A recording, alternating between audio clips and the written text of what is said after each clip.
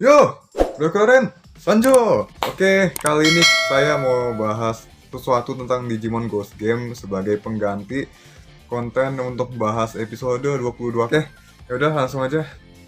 Ini saya mau ngerangkum dikit tentang apa yang udah terjadi di series ini selama ini, dan juga saya juga ada sesuatu yang pengen saya bahas dari lama, yaitu tentang apakah Digimon sekarang itu udah makin mirip sama Tokusatsu apa gimana formatnya gitu loh, teman-teman. Ini soalnya ada rasa penasaran di mana saya menerima lagi apa mendapatkan beberapa kemiripan yang ada di sini sama di tokusatsu tertentu, yang khususnya sekarang sih teman-teman. Zenkaiger yang baru tamat kemarin diterusin Dawn Brothers, habis itu Kamen Rider Revise itu, aduh, ada beberapa yang mirip sama dua series itu di sini. Oke, tapi nanti kalau kalian mau kasih pendapat kalian silakan tulis di kolom komentar ya. Ayo jangan lupa dukung dulu channel ini teman-teman, dan juga selamat menyaksikan, dan ayo.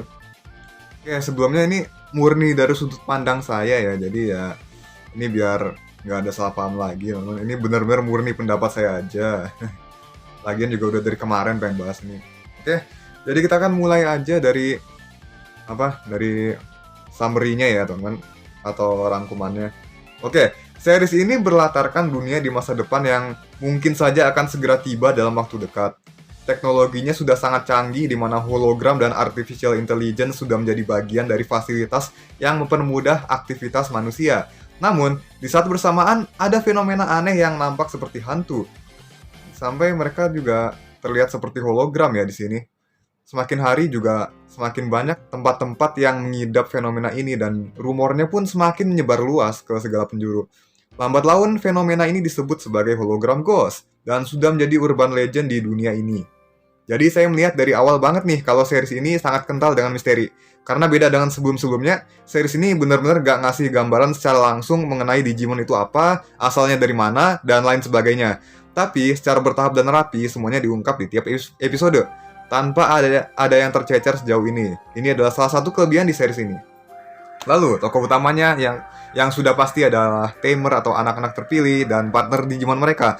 Di sini sudah diungkap trio dengan kelebihan masing-masing, yaitu Amono Kawahiro, si leader yang serba bisa dan punya rasa ingin tahu yang besar. Dia tuh bener-bener serius mau cari tahu soal Digimon dan juga kebenaran dibalik hilangnya Hokuto atau bapaknya yang tersesat di dunia digital. Selanjutnya ada Sukiono Ruri, si heroin yang punya jaringan informasi yang luas dan juga itu berasal dari akun sosmed Rirurun miliknya. Namun, dia tidak pernah aman, karena di tiap episode, ada aja momen dia kena azab. Dia juga punya rasa penasaran dan keberanian untuk menghadapi hal-hal yang baru. Seperti kegiatannya untuk mengungkap rahasia kemunculan fenomena hologram ghost atau Digimon yang berkeliaran di dunia manusia. Dan Higashimi Tarai Kiyoshiro, yang paling tua dengan otak cerdas dan sudah lulus kuliah di Amerika di usia 14 tahun. Dia juga mampu melakukan hacking dan programming. Seperti di pembangkit listrik, dia yang merancang seluruh sistem kendali di sana. Dia mampu melakukan segala hal dengan tenang dan sempurna. Namun, dia adalah seorang wibu pengidap Chunibyo dan juga seorang penakut lengkap dengan paranoid. Sungguh luar biasa kalau menurut saya. Lalu, Digimon mereka diantaranya ada Jellymon milik Kyoshiro yang bersifat bandel, suka menyiksa, bahkan memeras Kyoshiro tanpa merasa bersalah. Setelah berbuat seenaknya dan membuat masalah pun, dia malah bangga dengan perbuatannya. Sungguh tidak terpuji, jangan ditiru ya. Selanjutnya ada Angoramon milik Lururi. Dia adalah sosok yang pendiam dan loyal terhadap Lururi. Semuanya berawal dari ketika dia mendengarkan suara piano yang dimainkan oleh Ruri, dan dia selalu mendengarkannya diam-diam. Dan juga pada akhirnya mereka dipertemukan. Lalu ia memutuskan untuk selalu menjaga Ruri. Tak hanya itu, dia juga berpengetahuan luas mengenai Digimon. Walaupun masih banyak hal yang mungkin tidak ia ketahui. Dan juga Gamamon milik Hiro. Digimon yang polos dan seperti bocah ini merupakan Digimon yang menyimpan misteri. Kenapa dia bisa menjadi banyak bentuk, seperti apa masa lalunya. Yang kita tahu jelas adalah Gamamon adalah Digimon yang diberikan Hokuto pada Hiro. Dan dia seperti baru lahir kemarin. Karena dia sama sekali tidak tahu apa-apa. Dan evolusi gelapnya yaitu Gulus Gamamon sepertinya memang sangat berkaitan dengan misteri di masa lalu Gamamon dan Hokuto saat mereka pertama kali bertemu. Jadi ini sangat menarik untuk dinantikan. Selain mengungkap misteri, mereka juga berteman dengan Digimon lain yang terdampar di dunia manusia. Bahkan tidak jarang mereka dimintai tolong oleh Digimon-Digimon ini. Tapi ada juga yang memang Digimon jahat dari sananya. Entah karena usil atau memang ada tujuan untuk merusak dunia manusia. Dan semakin mereka melakukan hal yang mereka senangi atau percaya itu benar, emosi mereka akan berkembang dan mereka akan bermaterialisasi menjadi wujud nyata mereka. Jadi diperlihatkan lagi di sini kalau Digimon itu punya 4 kondisi. Yang pertama, mereka benar-benar tidak terlihat dan tidak bisa disentuh sehingga bisa menembus tembok dengan mudah, lalu tembus pandang. Namun kini mereka bisa menyentuh benda dan tidak bisa menembus tembok. Selanjutnya hologram ghost, di mana mereka akan terlihat seperti hologram dan bisa disentuh. Mereka juga bisa menembus tembok. Dan terakhir, wujud nyata setelah bermaterialisasi, di mana memang itu wujud asli mereka jika berada di dunia digital. Mereka terlihat dan dapat disentuh, namun mereka tidak bisa menembus tembok.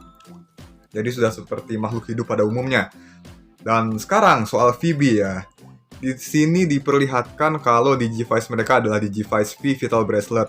Selain promosi mainan, ini juga memperlihatkan teknologi baru dari Digivice mereka, di mana mereka bisa menciptakan sebuah ruang yang berbeda, yang mana itu berasal dari rekaman hologram pemandangan suatu area di dunia digital dalam Dim Card, yang kemudian diproyeksikan oleh Phoebe.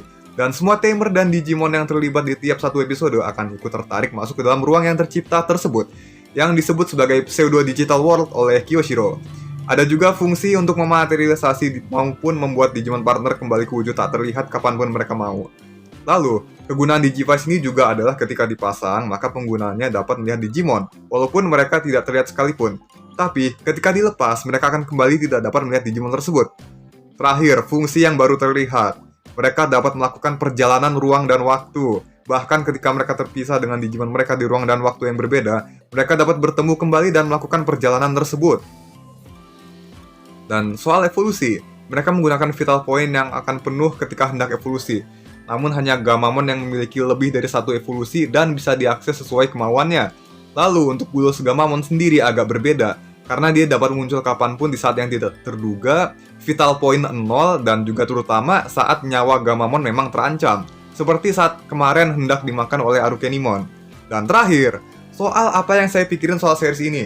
Saya ngerasa kalau akhir-akhir ini Digimon makin kayak tokusatsu. Dari plotnya nih, bagian awalnya kayak Zenkaiger, di mana si Hiro dan Kaito itu memiliki kesamaan, yaitu orang tuanya hilang akibat meneliti eksistensi dunia paralel dan sempat ninggalin device untuk dipakai menyelamatkan dunia. Tapi, di sini bedanya adalah ibunya Hiro masih belum bisa dipastikan kalau terlibat hal ini karena spekulasi dari episode kemarin. Terus makin kesini, makin banyak misteri yang diungkap, tetapi jalan ceritanya justru makin deep dan dark, kayak Kamen Rider Revice. Ya, seperti itu, walaupun kalau saya lihat lagi juga, emang mungkin sejak Cross Wars format Digimon udah mulai kayak tokusatsu ya. Digicross-nya kan mirip Mecha Super Sentai. Pas banget lagi, double mau tamat, Cross Wars baru mulai. Kan tahun 2010 tuh. Dan untuk Epmon sama Adventure 2020, well, I'm not really sure, but Digimon Ghost Game ini saya lihat emang ada kemiripan dengan series tokusatsu yang lagi berjalan sekarang. Yang pasti tokusatsu Toei ya. Revice, terus Zenkaiger yang baru tamat ini. Terus diterusin sama Dawn Brothers. Apakah nanti endingnya Hiro bakalan Janken atau Sweet Jepang sama Yggdrasil demi menyelamatkan dunia? Silakan berspekulasi seliar mungkin. Kita have fun aja di konten kali ini ya. Sekian dulu, jangan lupa like, comment, share, dan juga subscribe-nya. Jangan lupa ya, tekan belnya juga. Bye.